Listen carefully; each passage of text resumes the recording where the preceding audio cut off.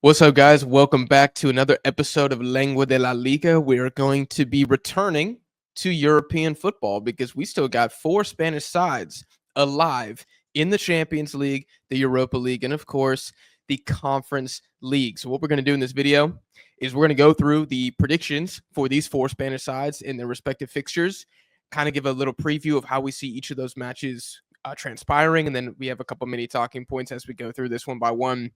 You guys follow along in the comments. If you like La Liga, if you're a fan of the Spanish top flight, make sure you hit subscribe because Lengua de la Liga is a weekly show covering Spanish football, and we're going to be covering the Spanish sides from now up until the conclusion of European football. So stick around and smash the like button, of course.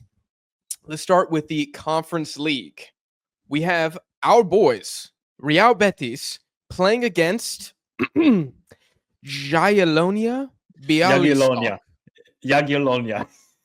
Jagiellonia. I think that's how you pronounce it. Okay, I mean, dude, your pronunciation sounded way more authentic than mine. They're a team from Poland.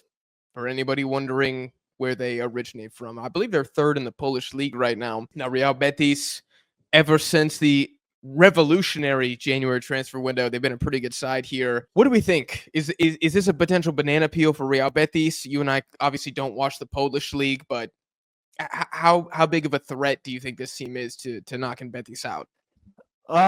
Look, I'm a football hipster, but I'm not watching the Polish league. Shout out to every Polish person out there. Love me, Legia Gdansk, Lech Poznan, and all those guys. I have no clue about Jagiellonia. I haven't even seen any of their Conference League games. I checked a couple of the results. They beat FC Copenhagen, they beat Molde, but they haven't played like a Fiorentina, a Chelsea, or any of the top teams you would say in the Conference League right now. So we're kind of in the unknown here for Real Betis of what to expect from this opposition. I did check, though. The second leg is in Poland. So if you're Betis, you got to win that first leg. Let's say 2-3-0, just to give yourself a... Because we know, Jack, you go from the hot weather in Seville, and I don't know how cold it will be in Poland. It'll probably be like 5 Celsius. It'll be cold. It can be a difference maker in the tie, but you expect, with the way Betis are playing, we haven't even talked about Betis recently, these guys are cooking. I mean, cooking. Yeah. Whether it's Cucho or Bakumbu, who's been coming up clutch in the Conference League, everybody's playing at an exceptional level. So obviously Betis are going to be favorites. But if they draw that first leg, I would be very worried then going into the second leg in Poland. But it should be Betis. Let's be honest here. I will say, even if they fumble the home leg, they did beat Ghent 3-0 away in the round of 16, Real Betis. And then basically, they beat them so bad that they kind of rotated the squad for the return leg. And yeah, they lost 1-0, but they didn't really care. And the tie was done and dusted after the first 90. So I think even if because they got Barcelona in the league next. There's some big games. They're pushing for Champions League now. It's insane. You just wonder. In between, they have Villarreal. In between these two games. In between. So they got Barca, then a game, Villarreal, then the second leg? Yeah, that's tough. That's tough. Mm-hmm. But hey, everybody on Betis is in form except for Abde, who I think is injured right now. But dude, why are we doing that to man? I'm sorry. Sometimes I got personal beefs with some players. I would be completely stunned if Betis didn't get this done, even if they rotate a few guys. I mean, it'd be massive for the Polish league if they were able to take down a red hot Real Betis. I can't remember the last time Betis were this much on fire, but I think this is going to be too much to chew for the team that I can't even pronounce. So you want to give a prediction? Should we go score predictions on this? You mean aggregate score line? Aggregate score line. I'm gonna go 4-2. That's a great score line. I'm gonna steal that as well. 4-2. Let's move on to the Europa League next. This is a banger, absolute banger for quarterfinals. I mean, dude, we talked about this in the original preview. Athletic Club's path to the final is something that it's a voyage that has only been rivaled by Odysseus in the Odyssey with the amount of freaking teams that these guys got to go through. And now they come up against the Rangers team who beat the chosen one, Jose Mourinho and Fenerbahce. I love this match. What do you think goes down here? Now this is football right here. This is cinema. Two amazing Cinema. stadiums, two amazing clubs. The good thing for Athletic Club is the second leg's at the San Mamés. Because if the second leg was in Scotland, I would be very worried. But the San Mamés, you don't lose at that stadium if you're Athletic Club. Look what they did. They lost 1-0, or no, 2-1 at Stadio Olimpico against AS Roma. Granted, then Mats Hummels got the red card early in the game against AS Roma, and then Athletic Club tore them apart. But the key for Athletic Club is Sunset is healthy. If he wasn't healthy, I'll be worried. There's no Dani Vivian. He is still injured, which is a big loss, but the other center backs did pretty well in his absence against AS Roma. I think with the way Nico Williams now is, he's catching fire, people. This is like playoff mode Nico Williams. He said, okay, the regular season, that's cool. Now it's time to show up big time here for Nico Williams. I think Athletic Club should be going through here, but it's like I don't know what to expect from Rangers either, because Rangers sacked their manager. They have an interim manager right now. They're not really fighting for anything in Scotland, if memory serves me right. I think they're out of the cup, if I'm not mistaken. So pretty much the Europa League is their only competition, and they did make the Europa League a couple seasons ago. Now, I don't know how many of those players are still around from that team. I know Tavernier, the right back, is still around. Yeah, I think this is going to be a fire matchup, though. I feel like the first leg is going to be tough for Athletic Club, but they'll turn around at the San Mamés because they're such a good home team. Yeah, Dani Vivian, huge loss. Somebody that you and I have as a cemented top 3 center back in La Liga. But I think exactly what you said about Nico Williams coming back. Like, dude, we've been waiting on this since the Euro. We've been waiting on this version of Nico Williams. And I think, even though I don't expect Athletic Club to keep clean sheets anymore without Vivian, because I do think he's just that guy. But I think what Nico Williams is going to give Athletic Club offensively will be enough to counter the defensive, I'm going to say, fragility that might exist from Dani Vivian not being there. I think if Athletic Club can sneak out, dude, if they get a draw away in Scotland and they come back home, it's done and dusted. I think disaster, they would lose like 2-0 away and have to chase it back home. But I don't really know if Rangers are going to beat them 2-0 like that. I think Athletic Club, man, they've been, even the games they've lost this season, they've been in every single one. They're competitive constantly. This is a team that the manager, Valverde, he's just got them firing. So I would be stunned if we see a disaster in Scotland. Do Athletic Club get a win away? They could get a 1-0. I think they could. It's not impossible. Do you think this is going to be high scoring or low scoring? I think this is going to be high scoring. I feel like this is going to be like 5-4 on aggregate scoreline. I think we're in for a blockbuster game here. Like, the Europa League is a fun competition because, you know, some people are like, Tuesday, Wednesday, there's the football. Thursday night football, even in the NFL, it sometimes can be wild. And I feel like this is the Club and Rangers game. Look, Rangers are just a scrappy team. I didn't expect them to be Fenerbahce, in all honesty. When they went away and won 3-1 against Fenerbahce, I was like, what's going on here? The chosen one. Now he's the pinching one. Now he's doing that to Galatasaray managers, Jose Mourinho. That was hilarious, by the way. But then Rangers bottled it at home and won on penalties. So we don't know what version of Rangers we're going to get. And I'm pretty sure their fans are going to be up for it. And this is everything for Athletic Club, though. I think they're going to get top 4 in La Liga. It's all about the Europa League. It's all about making the final and playing at your home stadium. So you got to get past Rangers if you want to do it. See, that is the talking point, though, for Athletic Club, because they still have league pressure that Rangers don't. I think they're 13 points back from Celtic. Like, it's done. Yeah, right? no, they're not going to catch them. It's over. Celtics winning the league. But with Athletic Club, dude, they're looking at the team that we just spoke about, Real Betis, and they're saying, God damn it. We thought we were going to be able to coast a little bit. And now you got not only Real Betis, but Villarreal also right there. And Villarreal don't have European football, so the league is everything. At least Betis also have to fight a war on 2 fronts. So I'm curious. If I was the manager, I would prioritize the Europa League because winning it would just be incredible for Athletic Club. But you got to wonder if Rangers being completely focused on this tournament versus Athletic Club with the divided attention, how much that changes things. And also, I think the dramatic fashion in which Rangers made it to this round on penalties, does that give the guys a little bit of a boost? I mean, I don't know. This fixture is incredible. I'm going to say, for my score prediction, Before you give your score prediction, let me just give you the matches that Athletic Club have coming up. So they have Villarreal this weekend, actually. Then they got Rangers away. They got Rayo Vallecano at home, and then Rangers at home. That's their next 4. Actually, and then Real Madrid after that, too. That's a 5-game gauntlet right there. Yep, it is. Make or break time. They're going to have to pick and choose. They're really going to have to pick and choose. And in the lineup that goes out in this first game against Rangers will tell me a lot. It will tell me a lot about the intention of what the priority is. I'm going to say Athletic Club win it. I don't know. I'm going to go low. I'm going to say they win it 3-1. Okay. I'm gonna stick to 5-4. I'm gonna say 5-4. I like that. Okay. I just want, man, do Athletic Club eat 4? It's just hard for me to do. Rangers eat 5. I don't know. I mean, Fenerbahce did get a few on them, but Fenerbahce is pretty stacked right now. Yeah.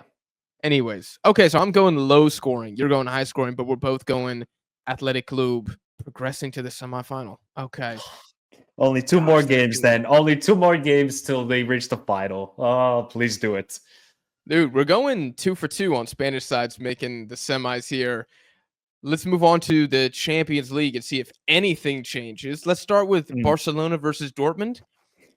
How much of an upset potential do you think there is here for the German side? What do you think? What do you make of Dortmund? I want to hear your thoughts first because they're such a strange team. Yeah. So I'm a guy that doesn't watch the Bundesliga, but every time I see their results in the Bundesliga, I'm like, oh, everything's on fire. In the Champions League, they've actually been okay. I had Lille beating them, but they ended up winning 2-1 away in France, which I thought was a good result for them, especially away from home, which was hilarious because I was looking at their away form in the Bundesliga. Dude, if the table was decided purely on away form, Dortmund's relegated in the Bundesliga. They're 16th right now. 3 wins all season. Just terrible. But that hasn't carried over how they are performing in the Champions League away from home. I can't see Dortmund winning. I just can't. If Dortmund beat Barcelona, a Barcelona team that hasn't lost this year, I mean, I got to go on a solo hike through the mountains of Nepal and do some soul searching because my beliefs will be shaken at that point. Does the second leg at Dortmund change your mind a little bit? No, No, it doesn't. Maybe I'm still scarred of the Bundesliga a couple years ago when Dortmund had the last game at home in the final match day and couldn't do it. Yeah. I don't know. But they made the final last season. You have to remember this with Dortmund. They made the final of the Champions League last year. For me, they're bipolar FC. I don't know what to expect from Dortmund. Spurs made a Champions League final too. Yeah, there we go. Haven't sniffed it since. And Dortmund sniffed it since. Hey, Dortmund are still in the quarters. It's just such a weird team, Dortmund. I don't know what to expect. I don't even think even Dortmund fans know what to expect. But Dortmund got players, right? They got the talent on their team. They're just not consistent whatsoever. And then you look at Barcelona. I mean, these guys are now showing multitude of ways of winning. Grind it out against Atletico. Okay, we'll play a high-scoring game against Atletico. Okay, we'll beat down on Girona. We'll beat down on Real Madrid.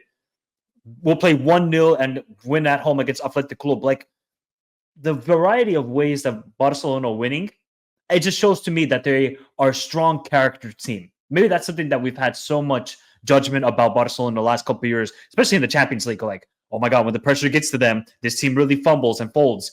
Now it's like, maybe this team is ready. Maybe they're ready to create history for their side. I do kind of fear, though, that the second leg is at Dortmund. That would give me a little bit of a worried, but Barcelona did beat them in the league phase 3-2 at Dortmund, and I think it was the Shark Ferran Torres came up clutch off the bench. I feel like this is going to be high scoring, though. How many goals does Barca need going to Germany for you to feel pretty comfortable? Oh, 2-goal lead. If they get 2-goal lead, it's done. Yeah. Okay. Well, based on that, what is the likelihood and probability Barcelona win by 2 at home against Dortmund? I think it's pretty high. Yeah, pretty high. I just can't see anybody stopping Barca, man. Like, as an Atleti fan, who obviously we did not advance to this stage of the competition, I just don't really see the weakness. I don't see where Dortmund come in and exploit, like, well, if you attack Jules Koundé, no, you can't do that. Oh, well, if you just cross the ball a lot, they're weak at no. Chesney's looks like he's 26 years old. Ferran Torres is scoring. Lewandowski, they might not even need him in the Champions League. I don't know. Plus, you got that Lua returning, little subplot. I don't know if he still cares anymore. He left so long ago, but I'm sure he would still probably like a goal against his former club. I'd like to think that. I just think Barcelona, don't make mistakes, you win. I think it's that simple. No own goals, no stupid penalties, no Pau Cubarsí red cards against Benfica again. And I think they get it done. Yeah, that's the only thing is the individual mistakes just have to be minimized. Because remember last year at this stage of the competition, I don't know who gets the red card against PSG, and they lose the game and they're out of the quarterfinals of the Champions League. So, and they won the first leg in Paris as well. Like Barcelona had a prime opportunity to make it to the semifinal and fumbled it. If they just eliminate the individual mistakes, which, sometimes it happens with this team, but that happens with every team, they'll be fine. They have just too much firepower. They're too good in the midfield. Like Dortmund's midfield of Pascal Gross, and whether it's Sabitzer or somebody else out there, they're not going to be able to compete against a Pedri, a De Jong, and whoever will be the third midfielder for Barcelona, whether it's Lopez, because Dani Olmo's injured, and maybe Gavi will start these games. I just think Barca, they're on a roll, guys. They're on a roll, people. Whether you like to admit it or not, they are the best team in Europe. They're showcasing it now week in and week out in all the competitions, and they will be favorites in this tie against Dortmund.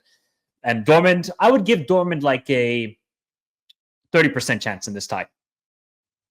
Oh, that's high for me. I'd give him like 10. 10? I'd give him 10. Oh. Dude, Barcelona haven't lost since Christmas. I know. April 3rd, Michael.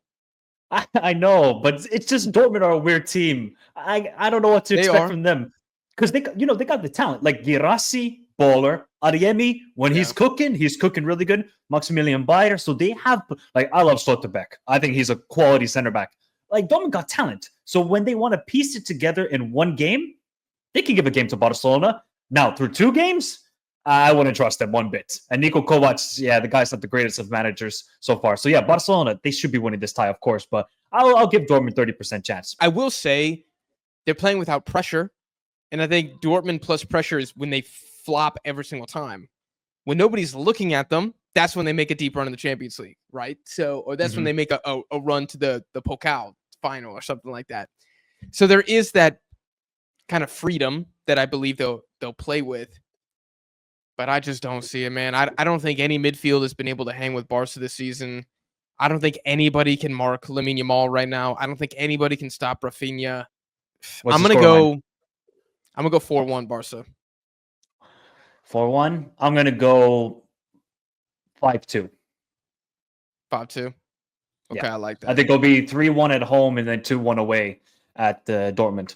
I did see online though somebody say, another content creator, I'm not gonna name the names, 8-1 for Barcelona. I said, be careful with that prediction. Just be careful. I know everybody wants to clown Dortmund and the way Barca are playing, but this is the Champions League.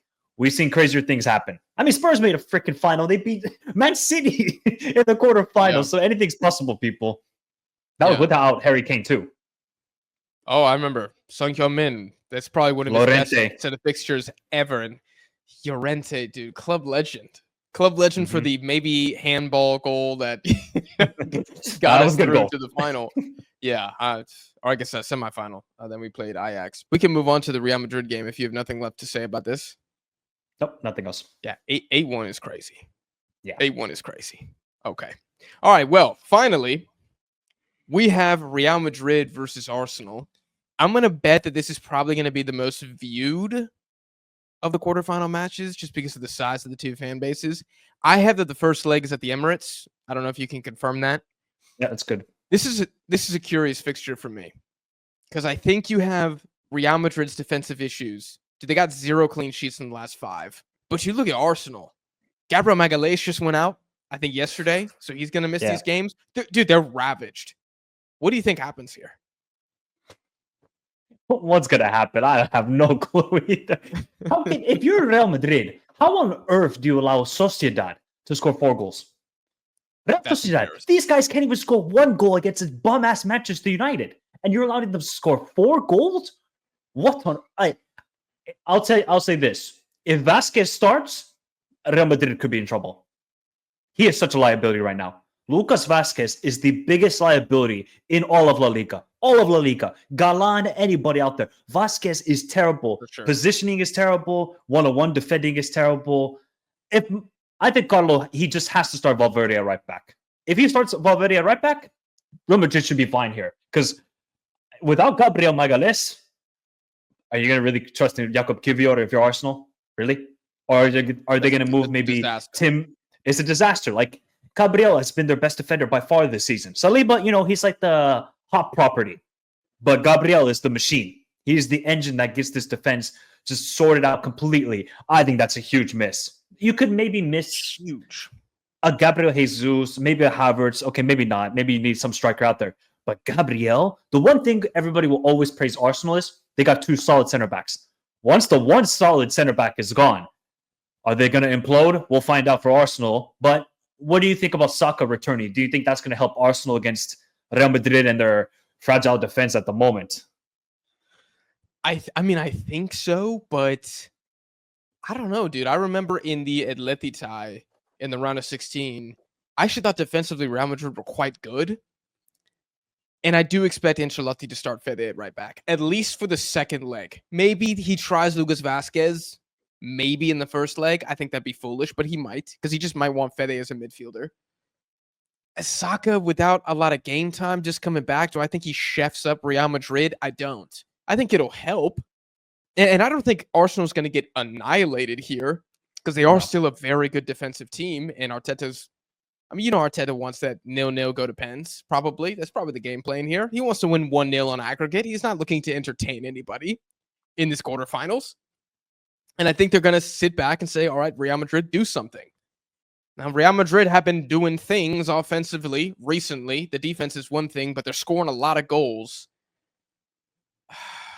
I don't know if Saka's going to be enough, because Saka does not overcome Mbappe, Rodrigo, and Vinicius. He doesn't. He's not going to be enough by himself. And Jude Bellingham. I mean, where are Arsenal getting the goals from? Who's scoring the goals right now? I don't know. Nah. And then set piece wise, Real Madrid are pretty terrible defending set pieces. Even though they did pretty well against Atleti, I thought, Madrid. So you're going to look at Asensio and Antonio Rudiger. You got to step up big time if you're the two center backs for Real Madrid.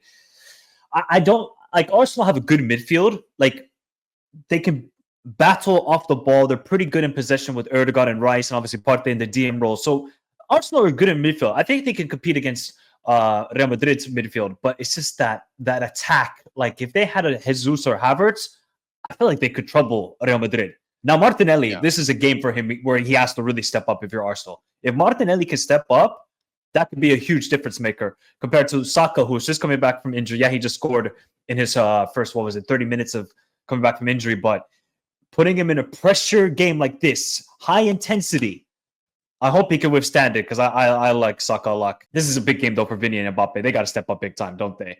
After what happened against Atleti.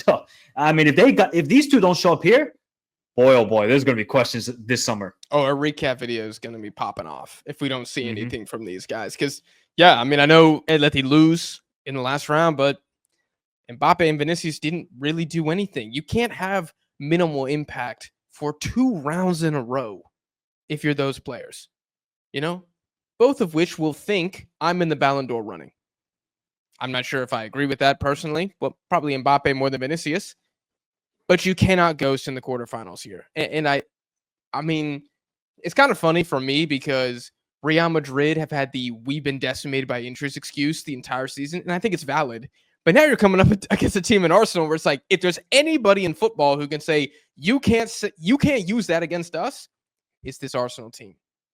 I mean, bro, they got half the squad out right now. Madrid are missing, I think Courtois is injured, at least for the first leg, if I'm not mistaken. No Carvajal, no Eder Militao. Tchouameni is suspended for the first leg. So both teams are kind of decimated heading into this tie. Yeah. So maybe it's going to come down to who's the better tactician. Who can make the most of the pieces they have left. Ancelotti's been criticized a lot for that. And Arteta is, they say he should be managing Stoke. So we're going to see. What do you think happened to scoreline here? I really don't know. I don't know if it's going to be low scoring. Like, I think Real Madrid are going to go through. If the second leg was at the Emirates, I feel like I would have leaned towards Arsenal. I can't lie. But now that Gabriel went down injured, it's like confirming to me, yeah, Real Madrid should be doing this. They do not lose. When the second leg is at the Santiago Bernabeu, they don't drop the ball. They usually get it done here. Scoreline wise, I'm going to go 4-2. Okay. I'm oscillating between 2-1 and 3-1. I think it's going to be Ooh, pretty low scoring. okay. I don't Do you know think if do you think Madrid get go ahead. a result away from home at the Emirates, or do you think Arsenal like get the win there? Arsenal pretty good at home. I can see like a 1-1 and Okay. then Real win 2-0 at home, something like that. I mean, it's tough. It's tough to say like, okay, how are these teams going to play without yet another player going down? I mean, it's just really, really difficult to kind of theory craft on what the flow of the game is going to be like. But in the end, without Gabriel, man, I think Real Madrid's talent is going to be too much up top. I think it's going to be too much. Maybe if Courtois misses both legs, that's an issue. But I don't know, man. Look, but Lunin came up clutch last season when Courtois went down injured. Lunin got them to the final, and then Courtois said, "Okay, give me the keys back. I got the final. Don't worry about it, buddy." So Yeah. Lunin has shown up, and obviously he didn't have the greatest game I thought against Real Sociedad, but Lunin is still a decent backup goalkeeper. I wish both of these teams were fully fit. Then it would have been really interesting to see how Arteta would have kind of approached it. But now that Gabriel is down injured alongside Calafiori, Gabriel Jesus, Havertz, it sucks, man. It sucks. Yeah. I'll tell you what, it looks horrible in Ancelotti if they lose to this Arsenal team. Oh, yes. Oh, Horrible. If they lose this tie, I don't think Ancelotti is surviving this season. I think he's done. I don't think so either. Even winning La Liga, I don't think it's enough. And who knows? Maybe he manages Brazil after all, because maybe he gets the sack. That would be crazy. That would be crazy. That would be crazy. And on the flip side, dude, Arteta, I think he needs this one. He beats Real Madrid here. I think you get some clout points for that. You don't get any for beating PSV. I'm sorry. You get 0. Okay, but if he loses, he doesn't lose any XP. I think he loses very little. I think he's got plenty of valid excuses for why he can't beat Real Madrid, right? You can't be like, oh, Arteta sucks at recruitment. Bro, everybody's recruited is out, right? Whereas I think losing to PSV, even with the injuries, that was unacceptable. Yeah. But it's Real Madrid now. This is not the same thing. And so I do think he would be largely protected there. So, dude, we are predicting 4 out of 4 progressions from La Liga sides. Did you just realize that? There's no way this actually happens. Okay, so who's most likely to bottle it? Here's a good question. Who's most likely to bottle it? Athletic Club.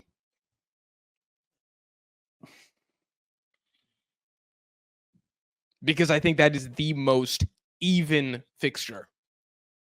Real Madrid are the favorites. Barca are heavy favorites, man. Same with Betis. I'm kind of worried for Betis. I don't know why. The Conference League is a weird competition. It's the wild, wild west out there in the Conference League. It is. Nobody knows what's going down over there. Nobody knows. I mean, I love the competition because I think it gives better opportunities for smaller leagues in Europe, but that could be a little bit of a banana peel game for Betis. Don't sleep on Jagiellonia. They might have not played anybody. We don't know any of the players, but those are the sort of opponents that could trouble a Betis. So I would kind of lean towards Betis are the most likely to bottle it. But let's be honest here.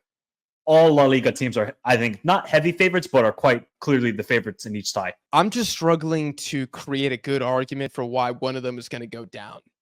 I think the Rangers beating Athletic Club after a really, really good first fixture in Scotland, that is the most sound, logical argument for what could knock out a Spanish team.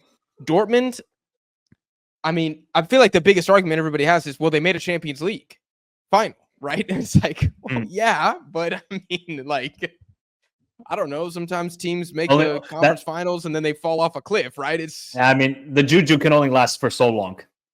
Right. It's gotta. You can only squeeze the fruit so much before there's no juice left, and maybe that's what's happened with Dortmund. Although I'll say if any of these Spanish sides lose, I think big clout boost to whoever takes them down. I think it would be very impressive for all of them. all of them would look great if they were able to knock out a La Liga side here in the quarterfinals. Last question. Which one would you be most shocked by if they lost? Barcelona. Yeah, I would agree. I would agree with that. Because I'm like, whoa, Dortmund, dude. If Dortmund win this year, then they're like a top That 3 would be scary team in the UCL for the rest of time. For the rest of time, everybody's going to want to avoid Dortmund in the knockouts if they win this. If Dortmund somehow win the Champions League this season, I'm giving up on YouTube. I'm gonna be honest. I'm really would be shocked because there's no like quantifying sort of formula for them winning this UCL. There isn't. They've been terrible all season, and somehow they win it. No, that would be ridiculous. So, yeah, Barcelona should beat them though. Let's be honest here. Lewandowski will just be doing this at the Signal Iduna Park with a tear of sadness rolling down his cheek as he does it. No, or not anymore. It's been too long. Not anymore. Yeah. He left for free. Okay. Do you think he's gonna cry tears? Yeah, that's true. That's true. Fair. All right, guys. Well, those are our predictions for how the La Liga teams are going to perform in the quarterfinals of the Champions League. Like I said at the beginning of the video, if you like Spanish football, make sure you subscribe because we're going to be doing a review, biggest winners, takeaways, recap after the quarterfinals for all 4 of the fixtures that we just mentioned. We did this for the round of 16. It was a great video. We're going to run that back after the quarterfinals, semis, and of course, up until the final. Let us know your predictions down below, comments for how you see these games going out. Make sure you're subscribed to the show, and please also subscribe to Michael's channel. The link is in the description. We hope you guys enjoyed this video, and we'll see y'all in the next one.